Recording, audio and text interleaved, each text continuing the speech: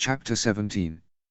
You see, Hilda, said Connie after lunch, when they were nearing London, you have never known either real tenderness or real sensuality, and if you do know them, with the same person, it makes a great difference. For mercy's sake, don't brag about your experiences, said Hilda. I've never met the man yet who was capable of intimacy with a woman, giving himself up to her. That was what I wanted. I'm not keen on their self-satisfied tenderness, and their sensuality. I'm not content to be any man's little petsuetsy, nor his cherry-placer either. I wanted a complete intimacy, and I didn't get it. That's enough for me. Connie pondered this. Complete intimacy.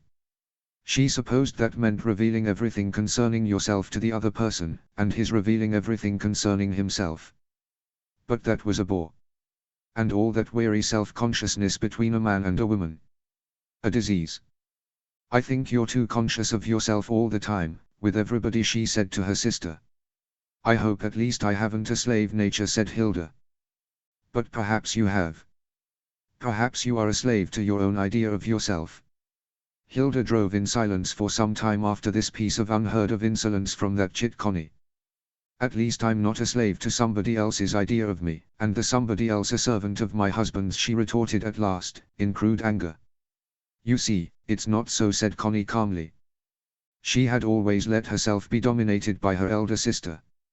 Now, though somewhere inside herself she was weeping, she was free of the dominion of other women. Ah! That in itself was a relief, like being given another life, to be free of the strange dominion and obsession of other women. How awful they were, women! She was glad to be with her father, whose favorite she had always been. She and Hilda stayed in a little hotel off Pall Mall, and Sir Malcolm was in his club. But he took his daughters out in the evening, and they liked going with him. He was still handsome and robust, though just a little afraid of the new world that had sprung up around him. He had got a second wife in Scotland, younger than himself and richer. But he had as many holidays away from her as possible, just as with his first wife. Connie sat next to him at the opera. He was moderately stout, and had stout thighs, but they were still strong and well-knit, the thighs of a healthy man who had taken his pleasure in life. His good-humoured selfishness, his dogged sort of independence, his unrepenting sensuality, it seemed to Connie she could see them all in his well-knit straight thighs. Just a man. And now becoming an old man, which is sad.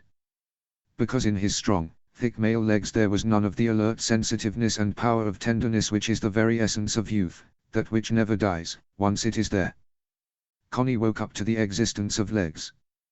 They became more important to her than faces, which are no longer very real. How few people had live, alert legs. She looked at the men in the stalls. Great puddingy thighs in black pudding cloth, or lean wooden sticks in black funeral stuff, or well-shaped young legs without any meaning whatever, either sensuality or tenderness or sensitiveness, just mere leggy ordinariness that pranced around. Not even any sensuality like her father's. They were all daunted out of existence. But the women were not daunted. The awful millposts of most females. Really shocking, really enough to justify murder. Or the poor thin pegs. Or the trim neat things in silk stockings, without the slightest look of life. Awful, the millions of meaningless legs prancing meaninglessly around. But she was not happy in London. The people seemed so spectral and blank. They had no alive happiness, no matter how brisk and good-looking they were. It was all barren. And Connie had a woman's blind craving for happiness, to be assured of happiness.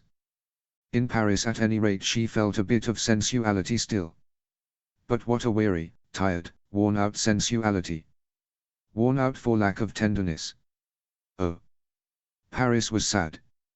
One of the saddest towns, weary of its now mechanical sensuality, weary of the tension of money, weary even of resentment and conceit, just weary to death, and still not sufficiently Americanized or Londonized to hide the weariness under a mechanical jig. Ah, these manly he-men, these flaneurs, the oglers, these eaters of good dinners. How weary they were. Weary, worn out for lack of a little tenderness, given and taken. The efficient, sometimes charming women knew a thing or two about the sensual realities, they had that pull over their jigging English sisters. But they knew even less of tenderness. Dry, with the endless dry tension of will, they too were wearing out. The human world was just getting worn out. Perhaps it would turn fiercely destructive. A sort of anarchy. Clifford and his conservative anarchy. Perhaps it wouldn't be conservative much longer. Perhaps it would develop into a very radical anarchy. Connie found herself shrinking and afraid of the world.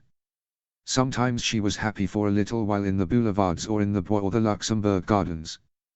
But already Paris was full of Americans and English, strange Americans in the oddest uniforms, and the usual dreary English that are so hopeless abroad. She was glad to drive on. It was suddenly hot weather, so Hilda was going through Switzerland and over the Brenner, then through the Dolomites down to Venice. Hilda loved all the managing and the driving and being mistress of the show. Connie was quite content to keep quiet. And the trip was really quite nice.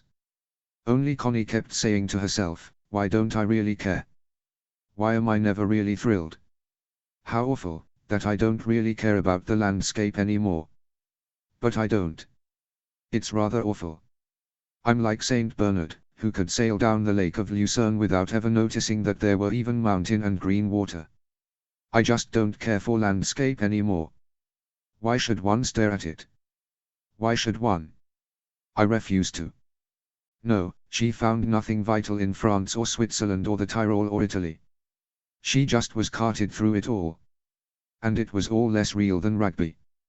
Less real than the awful rugby. She felt she didn't care if she never saw France or Switzerland or Italy again.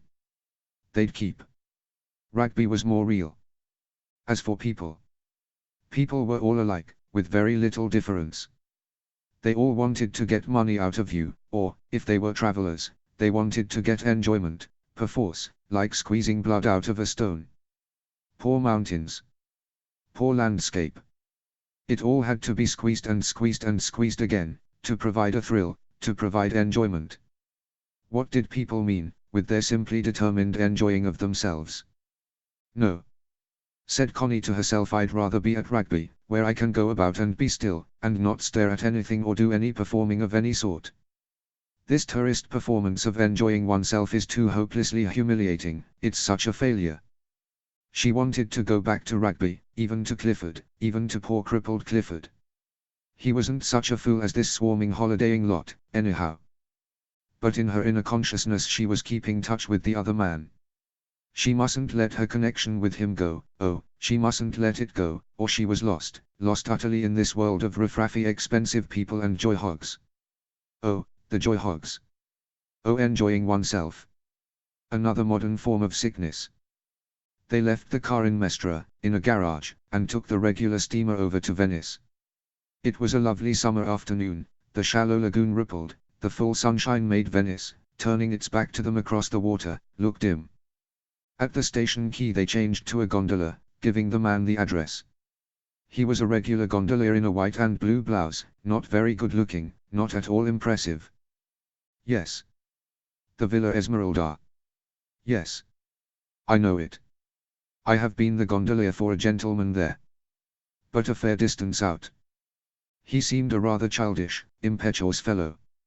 He rode with a certain exaggerated impetuosity, through the dark side canals with the horrible, slimy green walls, the canals that go through the poorer quarters, where the washing hangs high up on ropes, and there is a slight, or strong, odor of sewage.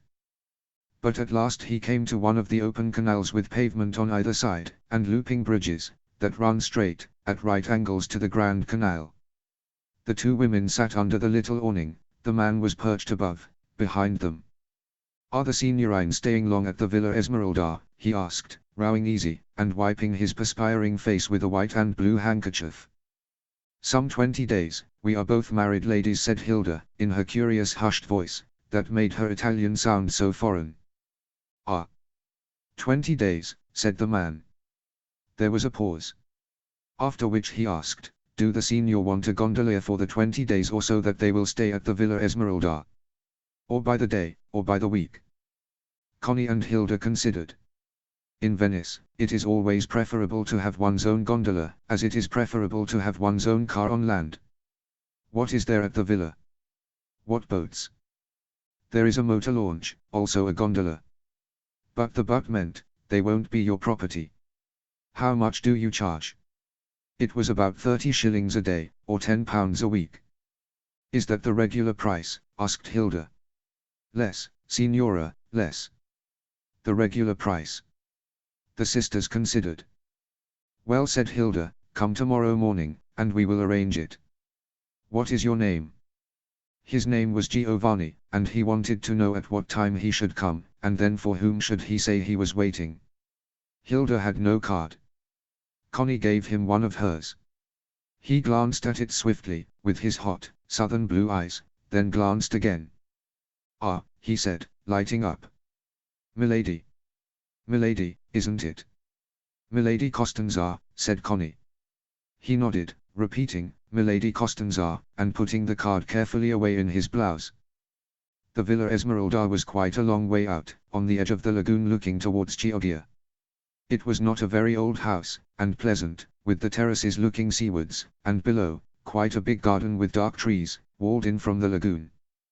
Their host was a heavy, rather coarse Scotchman who had made a good fortune in Italy before the war, and had been knighted for his ultra-patriotism during the war. His wife was a thin, pale, sharp kind of person with no fortune of her own, and the misfortune of having to regulate her husband's rather sordid amorous exploits. He was terribly tiresome with the servants. But having had a slight stroke during the winter, he was now more manageable. The house was pretty full. Besides Sir Malcolm and his 2 daughters, there were 7 more people, a Scotch couple, again with 2 daughters, a young Italian Contessa, a widow, a young Georgian prince, and a youngish English clergyman who had had pneumonia and was being chaplain to Sir Alexander for his health's sake.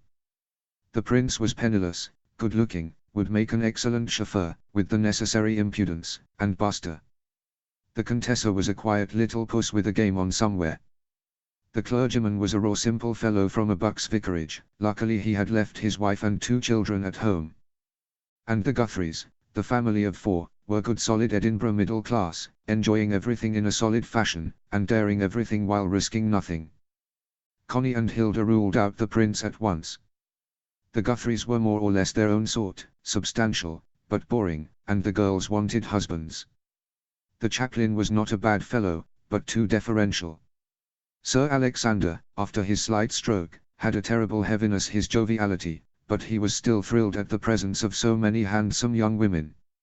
Lady Cooper was a quiet, catty person who had a thin time of it, poor thing, and who watched every other woman with a cold watchfulness that had become her second nature, and who said cold, nasty little things which showed what an utterly low opinion she had of all human nature. She was also quite venomously overbearing with the servants, Connie found, but in a quiet way. And she skillfully behaved so that Sir Alexander should think that he was lord and monarch of the whole caboose, with his stout, would-be genial paunch, and his utterly boring jokes, his humorosity, as Hilda called it. Sir Malcolm was painting. Yes, he still would do a Venetian lagoonscape, now and then, in contrast to his Scottish landscapes. So in the morning he was rowed off with a huge canvas, to his sight. A little later, Lady Cooper he rode off into the heart of the city, with sketching block and colours. She was an inveterate watercolour painter, and the house was full of rose-coloured palaces, dark canals, swaying bridges, medieval facades, and so on. A little later the Guthries, the prince, the countess, Sir Alexander, and sometimes Mr. Lind, the chaplain, would go off to the Lido, where they would bathe, coming home to a late lunch at 1:30. The house party, as a house party, was distinctly boring. But this did not trouble the sisters. They were out all the time. Their father took them to the exhibition, miles and miles of weary paintings. He took them to all the cronies of his in the Villa Lucchese, he sat with them on warm evenings in the piazza, having got a table at Florian's, he took them to the theatre, to the Goldoni plays. There were illuminated water fetes, there were dances. This was a holiday place of all holiday places. The Lido, with its acres of sun-pinked or pajamaed bodies, was like a strand with an endless heap of seals come up for mating. Too many people in the piazza, too many limbs and trunks of humanity on the Lido, too many gondolas, too many motor launches, too many steamers, too many pigeons, too many ices, too many cocktails, too many men servants wanting tips, too many languages rattling, too much sun, too much smell of Venice, too many cargoes of strawberries, too many silk shawls, too many huge, raw beef slices of watermelon on stalls, too much enjoyment, altogether far too much enjoyment. Connie and Hilda went around in their sunny frocks. There were dozens of people they knew, dozens of people knew them. Michael is turned up like a bad penny. Hello. Where you staying? Come and have an ice cream or something. Come with me somewhere in my gondola. Even Michael is almost sunburned, though sun-cooked is more appropriate to the look of the mass of human flesh. It was pleasant in a way. It was almost enjoyment. But anyhow, with all the cocktails, all the lying in warmish water and sunbathing on hot sand in hot sun, jazzing with your stomach up against some fellow in the warm nights, cooling off with ices, it was a complete narcotic. And that was what they all wanted, a drug, the slow water, a drug, the sun, a drug, jazz, a drug, cigarettes, cocktails, ices, vermouth. To be drugged. Enjoyment. Enjoyment. Hilda half liked being drugged. She liked looking at all the women, speculating about them. The women were absorbingly interested in the women. How does she look? What man has she captured? What fun is she getting out of it? The men were like great dogs in white flannel trousers, waiting to be patted, waiting to wallow, waiting to plaster some woman's stomach against their own, in jazz. Hilda liked jazz, because she could plaster her stomach against the stomach of some so-called man, and let him control her movement from the visceral center, here and there across the floor, and then she could break loose and ignore the creature. He had been merely made use of. Poor Connie was rather unhappy. She wouldn't jazz, because she simply couldn't plaster her stomach against some creature's stomach. She hated the conglomerate mass of nearly nude flesh on the Lido, there was hardly enough water to wet them all. She disliked Sir Alexander and Lady Cooper. She did not want Michaelis or anybody else trailing her. The happiest times were when she got Hilda to go with her away across the lagoon, far across to some lonely shingle bank, where they could bathe quite alone, the gondola remaining on the inner side of the reef. Then Giovanni got another gondolier to help him, because it was a long way and he sweated terrifically in the sun. Giovanni was very nice, affectionate, as the Italians are, and quite passionless. The Italians are not passionate, passion has deep reserves. They are easily moved, and often affectionate, but they rarely have any abiding passion of any sort. So Giovanni was already devoted to his ladies, as he had been devoted to cargoes of ladies in the past. He was perfectly ready to prostitute himself to them, if they wanted him, he secretly hoped they would want him. They would give him a handsome present, and it would come in very handy, as he was just going to be married. He told them about his marriage, and they were suitably interested.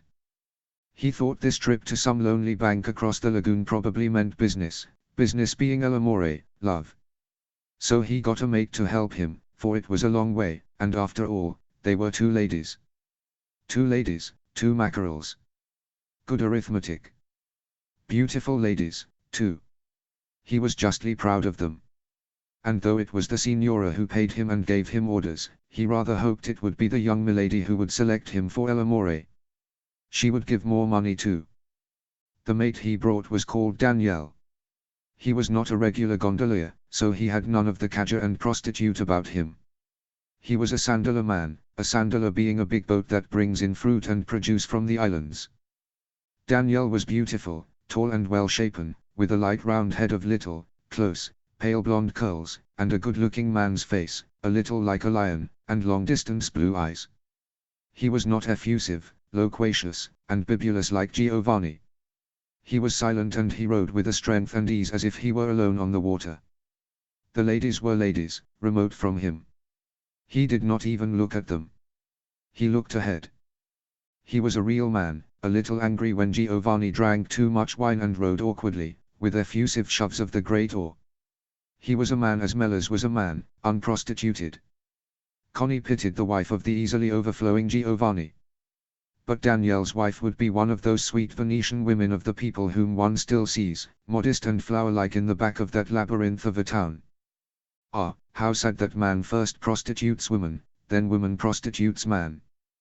Giovanni was pining to prostitute himself, dribbling like a dog, wanting to give himself to a woman. And for money. Connie looked at Venice far off, low and rose-colored upon the water. Built of money, blossomed of money, and dead with money. The money deadness. Money, money, money, prostitution and deadness. Yet Daniel was still a man capable of a man's free allegiance. He did not wear the gondolier's blouse, only the knitted blue jersey. He was a little wild, uncouth and proud. So he was hireling to the rather doggy Giovanni, who was hireling again to two women. So it is. When Jesus refused the devil's money, he left the devil like a Jewish banker, master of the whole situation. Connie would come home from the blazing light of the lagoon in a kind of stupor, to find letters from home. Clifford wrote regularly. He wrote very good letters, they might all have been printed in a book. And for this reason Connie found them not very interesting. She lived in the stupor of the light of the lagoon, the lapping saltiness of the water, the space, the emptiness, the nothingness, but health, health, complete stupor of health. It was gratifying, and she was lulled away in it, not caring for anything. Besides, she was pregnant. She knew now. So the stupor of sunlight and lagoon salt and sea bathing and lying on shingle and finding shells and drifting away in a gondola, was completed by the pregnancy inside her, another fullness of health, satisfying and stupefying. She had been at Venice a fortnight, and she was to stay another 10 days or a fortnight. The sunshine blazed over any count of time, and the fullness of physical health made forgetfulness complete. She was in a sort of stupor of well-being, from which a letter of Clifford roused her. We too have had our mild local excitement. It appears the truant wife of Mellors, the keeper, turned up at the cottage and found herself unwelcome. He packed her off, and locked the door. Report has it, however, that when he returned from the wood he found the no longer fair lady firmly established in his bed, in puris naturalibus, or one should say, in impuris naturalibus. She had broken a window and got in that way. Unable to evict the somewhat manhandled Venus from his couch, he beat a retreat and retired, it is said, to his mother's house in Tivishall. Meanwhile the Venus of Stacksgate is established in the cottage, which she claims is her home, and Apollo, apparently, is domiciled in Tivishall. I repeat this from hearsay, as Mellors has not come to me personally. I had this particular bit of local garbage from our garbage bird, our ibis, our scavenging turkey buzzard, Mrs. Bolton. I would not have repeated it had she not exclaimed, "Her ladyship will go no more to the wood if that woman's going to be about." I like your picture of Sir Malcolm striding into the sea with white hair blowing and pink flesh glowing. I envy you that sun. Here it rains. But I don't envy Sir Malcolm his inveterate mortal carnality. However, it suits his age. Apparently one grows more carnal and more mortal as one grows older. Only youth has a taste of immortality. This news affected Connie in her state of semi-stupefied well-being with vexation amounting to exasperation. Now she had got to be bothered by that beast of a woman. Now she must start and fret. She had no letter from Mellors. They had agreed not to write at all, but now she wanted to hear from him personally. After all, he was the father of the child that was coming. Let him write. But how hateful. Now everything was messed up. How foul those low people were. How nice it was here, in the sunshine and the indolence, compared to that dismal mess of that English Midlands. After all, a clear sky was almost the most important thing in life. She did not mention the fact of her pregnancy, even to Hilda. She wrote to Mrs. Bolton for exact information. Duncan Forbes, an artist friend of theirs, had arrived at the Villa Esmeralda, coming north from Rome. Now he made a third in the gondola, and he bathed with them across the lagoon, and was their escort, a quiet, almost taciturn young man, very advanced in his art. She had a letter from Mrs. Bolton. "You will be pleased, I am sure, my lady, when you see Sir Clifford. He's looking quite blooming and working very hard, and very hopeful. Of course he is looking forward to seeing you among us again. It is a dull house without my lady, and we shall all welcome her presence among us once more. About Mr. Mellors, I don't know how much Sir Clifford told you. It seems his wife came back all of a sudden one afternoon, and he found her sitting on the doorstep when he came in from the wood. She said she was come back to him and wanted to live with him again, as she was his legal wife, and he wasn't going to divorce her. But he wouldn't have anything to do with her, and wouldn't let her in the house, and did not go in himself. He went back into the wood without ever opening the door. But when he came back after dark, he found the house broken into, so he went upstairs to see what she'd done, and he found her in bed without a rag on her. He offered her money, but she said she was his wife and he must take her back. I don't know what sort of a scene they had. His mother told me about it. She's terribly upset. Well, he told her he'd die rather than ever live with her again, so he took his things and went straight to his mother's on Tivishall Hill. He stopped the night and went to the wood next day through the park, never going near the cottage. It seems he never saw his wife that day. But the day after she was at her brother Dan's at Beggarley, swearing and carrying on, saying she was his legal wife, and that he'd been having women at the cottage, because she'd found a scent bottle in his drawer, and gold-tipped cigarette ends on the ash heap, and I don't know what all. Then it seems the postman Fred Kirk says he heard somebody talking in Mr. Mellor's bedroom early one morning, and a motor car had been in the lane. Mr. Mellors stayed on with his mother, and went to the wood through the park, and it seems she stayed on at the cottage. Well, there was no end of talk. So at last Mr. Mellors and Tom Phillips went to the cottage and fetched away most of the furniture and bedding, and unscrewed the handle of the pump, so she was forced to go. But instead of going back to Stacksgate she went and lodged with that Mrs. Swain at Beggarley, because her brother Dan's wife wouldn't have her. And she kept going to old Mrs. Mellors' house, to catch him, and she began swearing he'd got in bed with her in the cottage, and she went to a lawyer to make him pay her an allowance. She's grown heavy, and more common than ever, and as strong as a bull. And she goes about saying the most awful things about him, how he has women at the cottage, and how he behaved to her when they were married, the low, beastly things he did to her, and I don't know what all. I'm sure it's awful, the mischief a woman can do, once she starts talking. And no matter how low she may be, there'll be some as will believe her, and some of the dirt will stick. I'm sure the way she makes out that Mr. Mellors was one of those low, beastly men with women, is simply shocking. And people are only too ready to believe things against anybody, especially things like that. She declared she'll never leave him alone while he lives. Though what I say is, if he was so beastly to her, why is she so anxious to go back to him? But of course she's coming near her change of life, for she's years older than he is. And these common, violent women always go partly insane when the change of life comes upon them. This was a nasty blow to Connie. Here she was, sure as life, coming in for her share of the lowness and dirt. She felt angry with him for not having got clear of a Bertha Coots, nay, for ever having married her. Perhaps he had a certain hankering after lowness. Connie remembered the last night she had spent with him, and shivered. He had known all that sensuality, even with a Bertha Coots. It was really rather disgusting. It would be well to be rid of him, clear of him altogether. He was perhaps really common, really low. She had a revulsion against the whole affair, and almost envied the Guthrie girls their gawky inexperience and crude maidenliness. And she now dreaded the thought that anybody would know about herself and the keeper.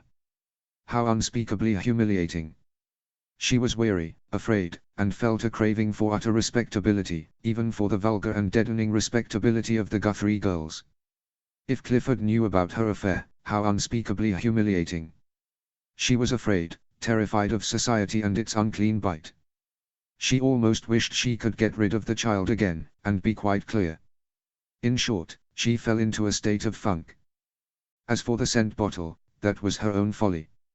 She had not been able to refrain from perfuming his one or two handkerchiefs and his shirts in the drawer, just out of childishness, and she had left a little bottle of Cotiswood violet perfume, half empty, among his things. She wanted him to remember her in the perfume. As for the cigarette ends, they were Hilda's.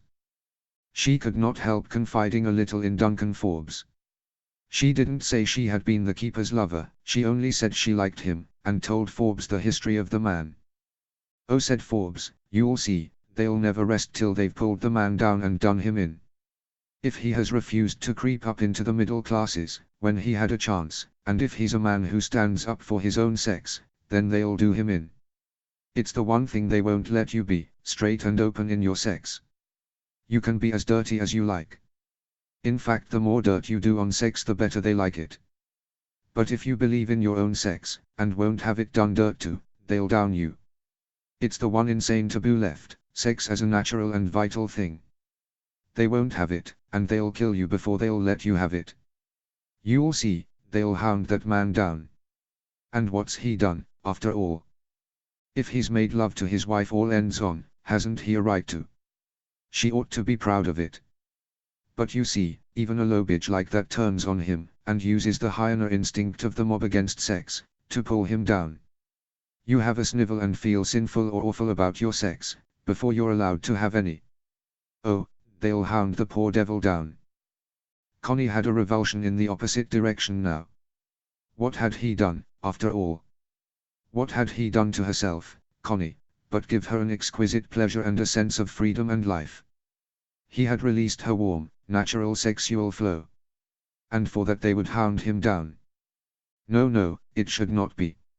She saw the image of him, naked white with tanned face and hands, looking down and addressing his erect penis as if it were another being, the odd grin flickering on his face.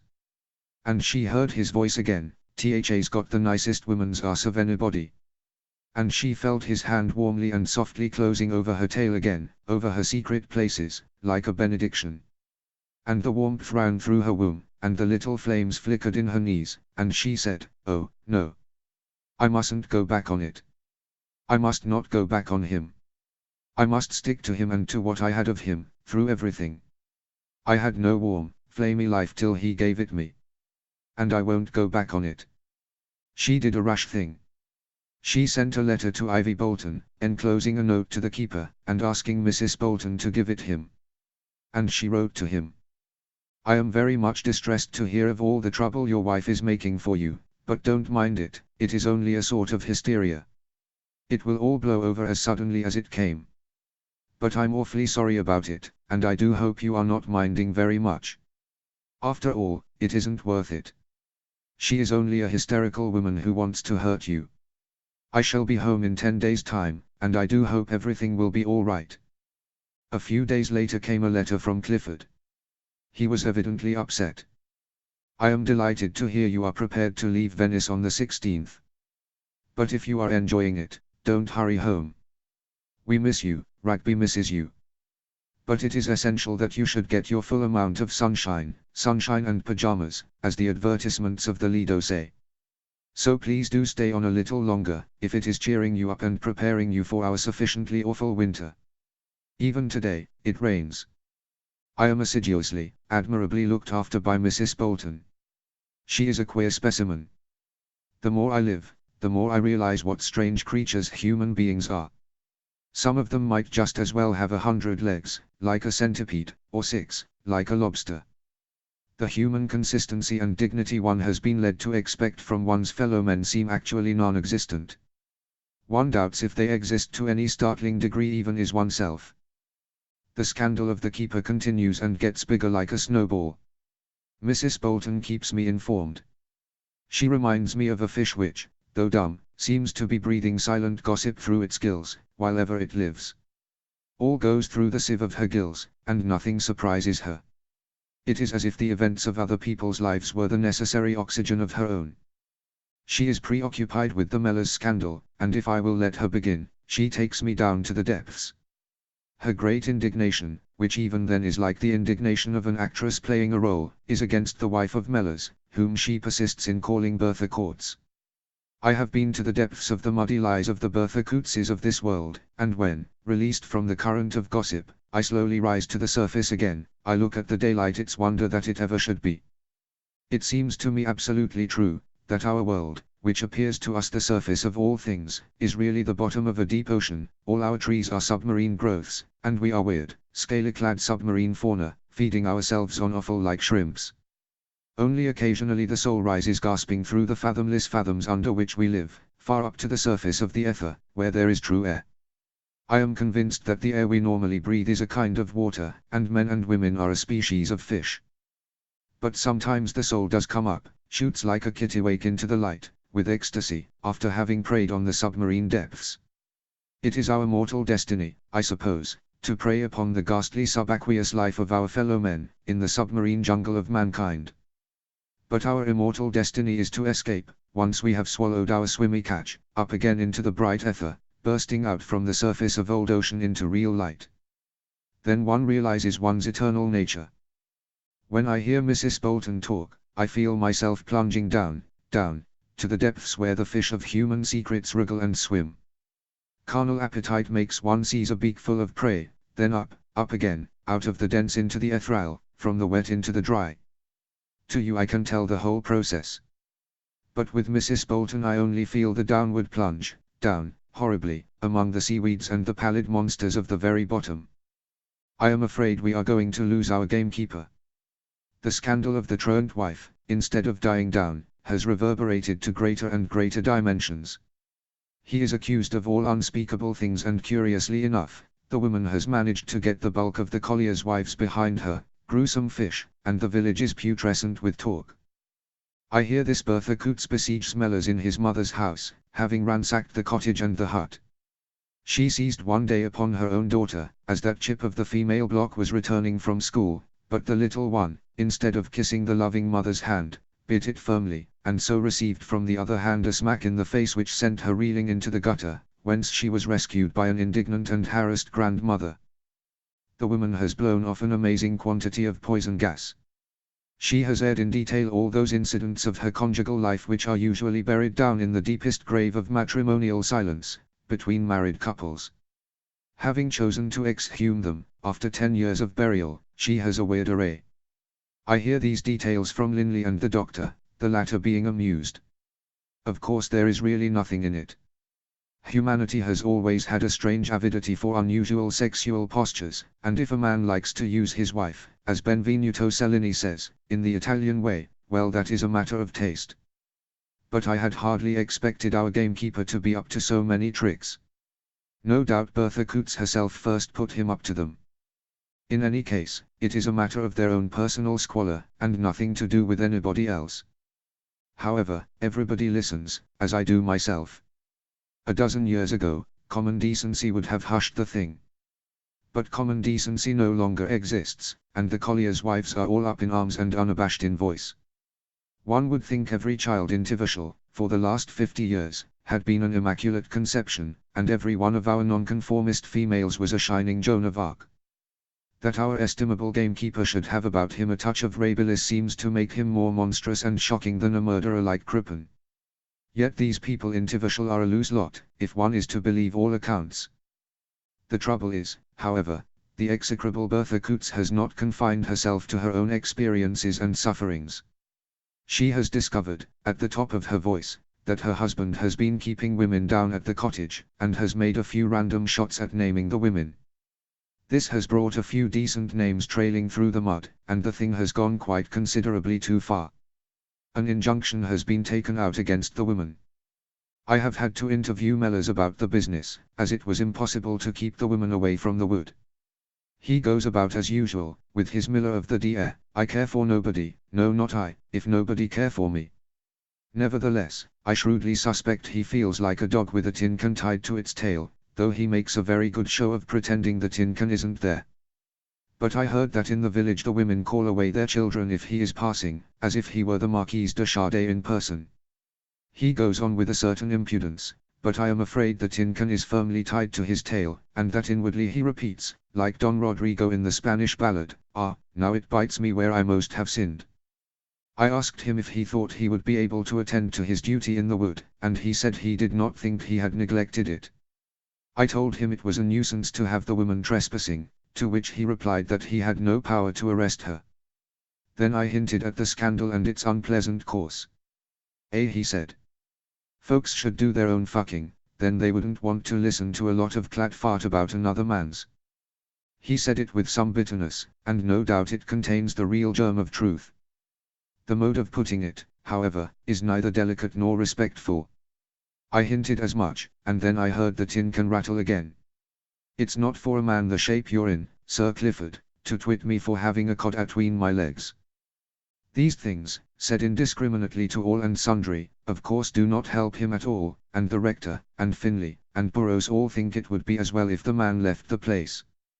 I asked him if it was true that he entertained ladies down at the cottage, and all he said was, "Why, what's that to you, Sir Clifford?"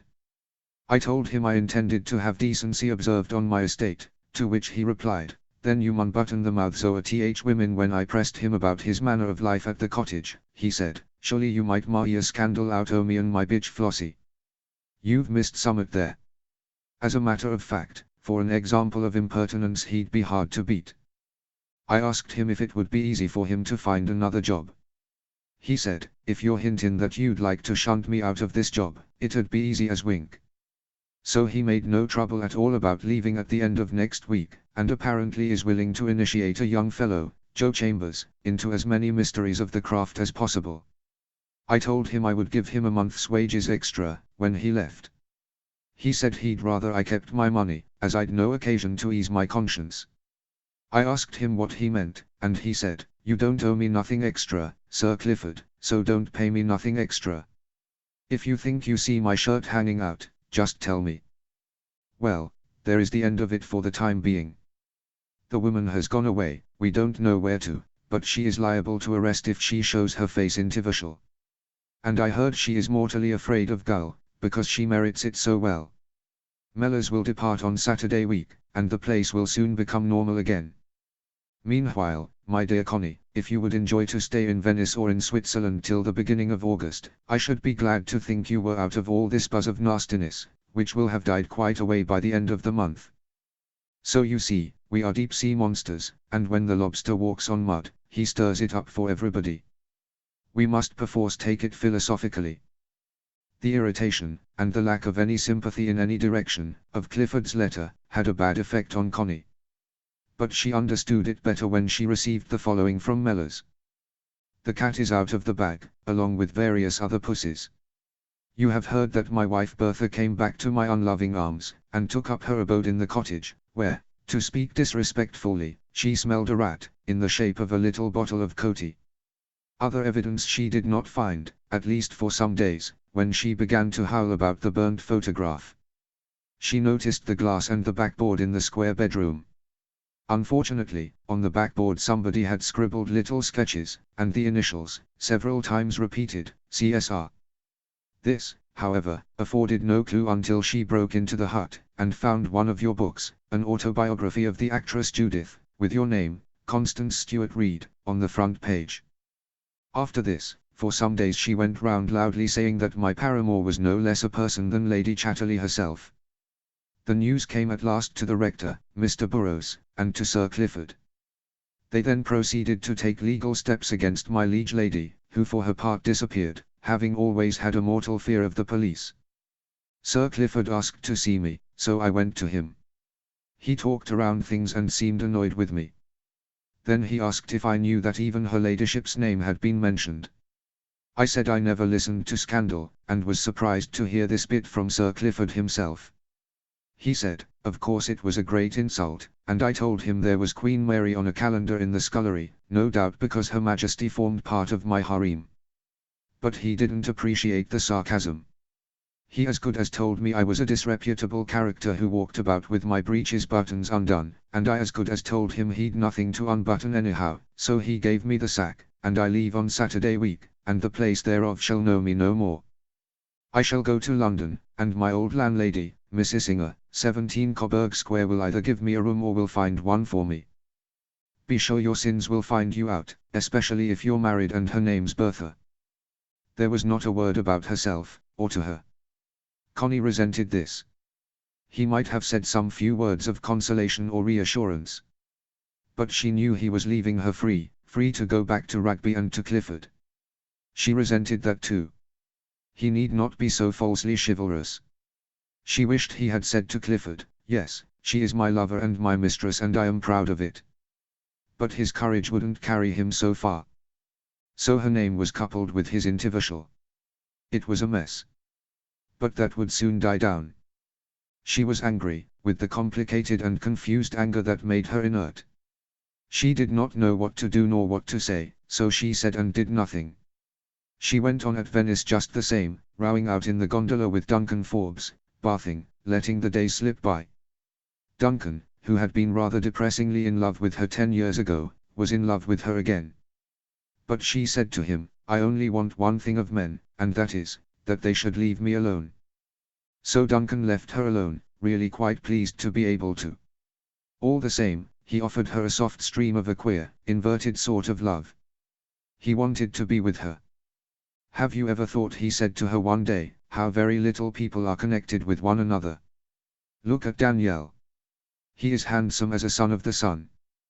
But see how alone he looks in his handsomeness. Yet I bet he has a wife and family, and couldn't possibly go away from them. Ask him, said Connie. Duncan did so. Daniel said he was married, and had 2 children, both male, aged 7 and 9. But he betrayed no emotion over the fact. Perhaps only people who are capable of real togetherness have that look of being alone in the universe, said Connie. The others have a certain stickiness, they stick to the mass, like Giovanni. And she thought to herself, like you, Duncan.